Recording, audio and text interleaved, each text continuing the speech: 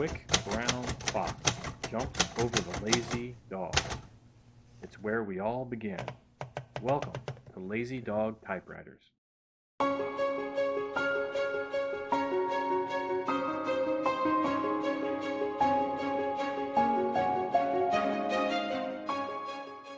President John F. Kennedy took office in 1961 after a disputed victory over Vice President Richard Nixon. History does seem to repeat itself in strange ways. JFK, with input from First Lady Jackie, redesigned Air Force One with a ultramarine blue paint scheme. United States of America is written in a script that resembles the heading of the Declaration of Independence. It was a period of transition, taking the best of the old and blending it with the new. Many of the same features can be found on the Tower President XII typewriter. Hail to the chief! Howdy folks, and welcome to Lazy Dog Typewriters. What you see in front of you here is a typewriter that reflects the spirit of its times. This is a 1959-1960 Tower President XII. And I'll let you just take a look at it all around in all of its beautiful baby blue and cream glory. A 12-inch wide carriage is very useful. Allows you to type in landscape orientation as well as portrait, and without really taking up too much extra space.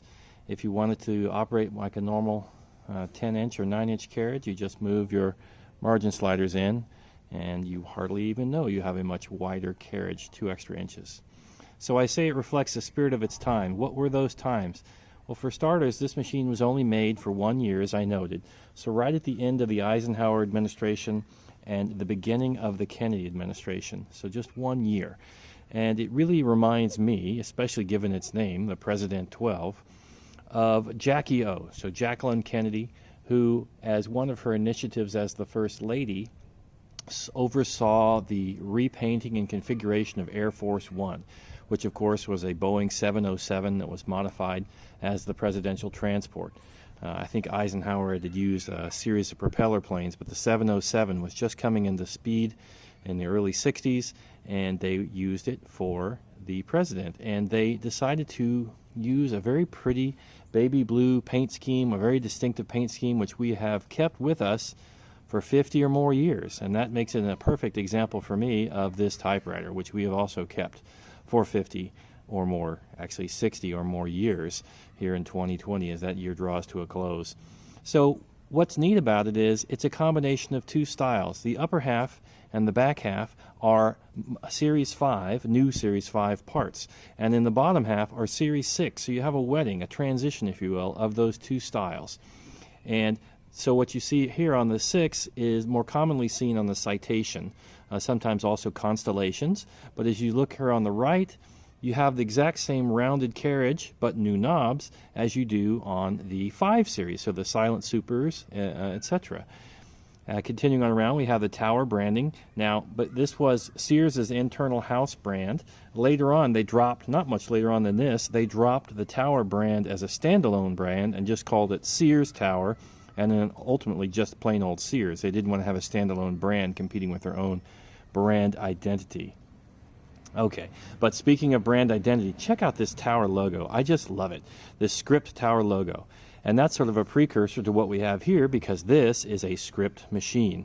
And as we've been spinning around, one telltale clue to that fact, and I'll pick up the camera for that, is that the ribbon color selector, if we can see it here, is only in two colors, the blue and then the white, and the red is not painted in.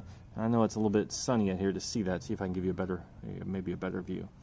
So you typewriter hunters out there in the wild, you can find these script machines. That's your number one telltale. And other times, the number one is a good indicator, but it's not conclusive. Not always the case. All right, so back to the machine itself. We have the same keys as we have on the Silent Super, at least the same color.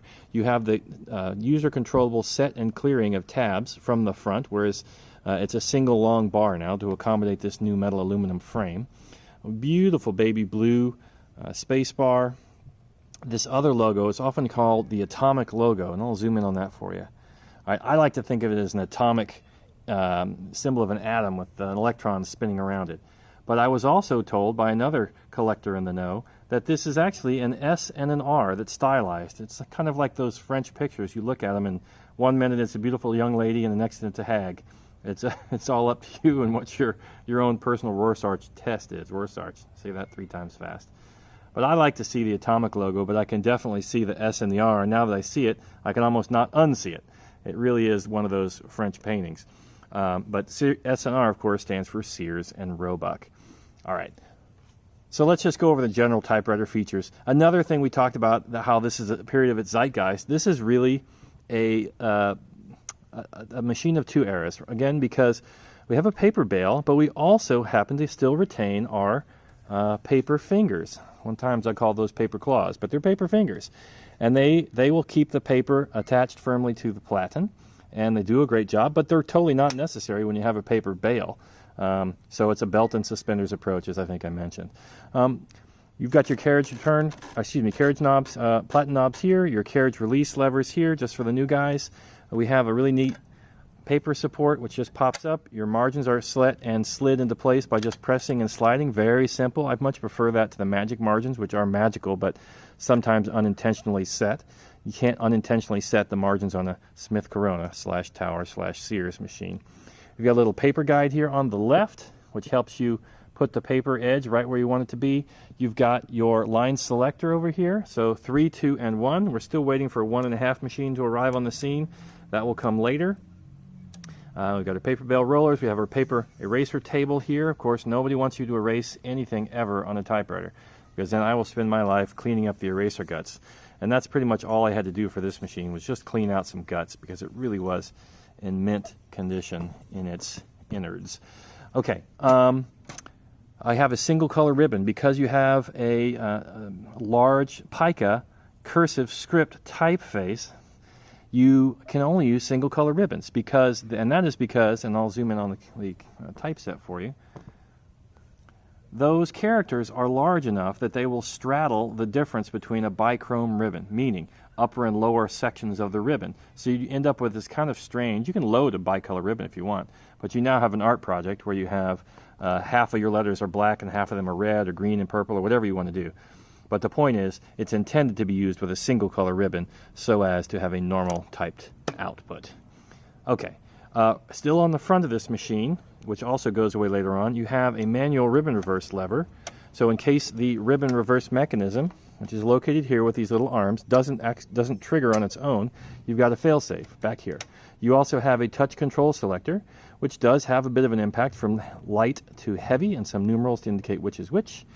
We've already talked about the ribbon color selector, and that's pretty much all of your controls.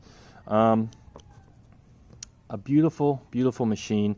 Like I said, it's very similar to other models that begin with C. So Constellation, Citation have these body frames.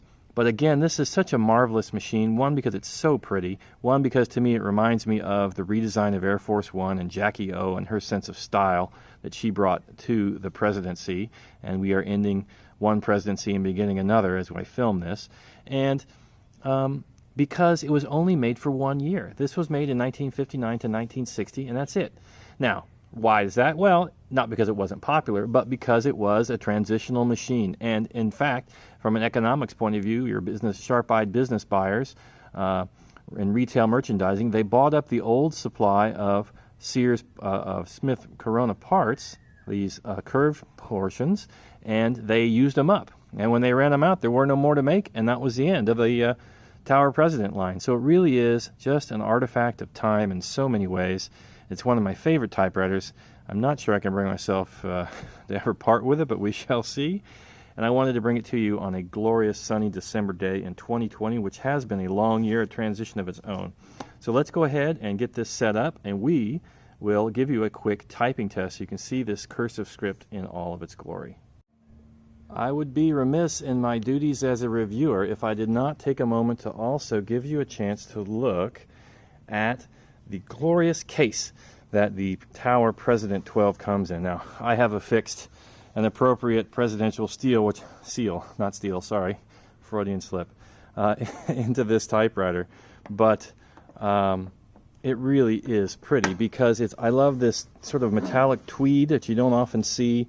It's got a case that it really is nice, and it's one of the last of the holiday cases. It may be the very last case, and it may be another example of using up the remainder of the parts, but it's a wide holiday case, which you don't see that often. And what that means is you really could use this case as a true suitcase, as a traveling suitcase. They are, of course, made by Samsonite, and this one has the wide metal band, which others don't have. And like I said, the beautiful tweed, which goes away after this. We have just the slick-sided black aluminum cases, but really pretty. I put the sticker on here. I bought this a long time ago, and it just seems to be perfect for this case, and I wanted to show that to you also. All right, we've already loaded the paper. I'm going to use paper I've already done a sample test on, so you can kind of take a quick look at it before I type on it, which is kind of cheating, I know. But take a look at that. Wow, so pretty. And then bear with me as I work on this. You may get some wiggle in the camera because we're outside. You may even hear the lazy dog chewing on one of her toys, but it's all part of the ambiance.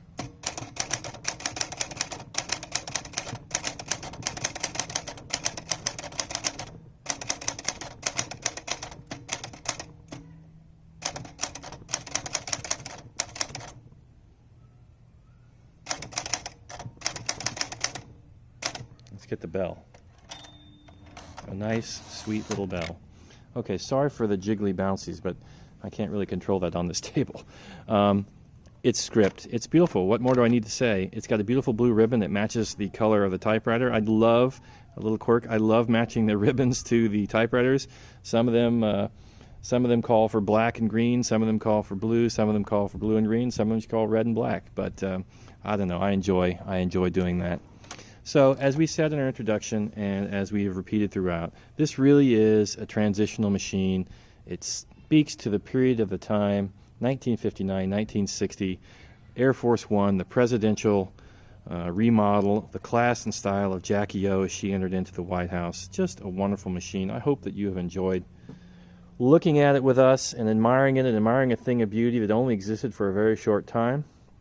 Thank you so much for being with us. Thank you for journeying with us on this exploration of typewriters in 2020.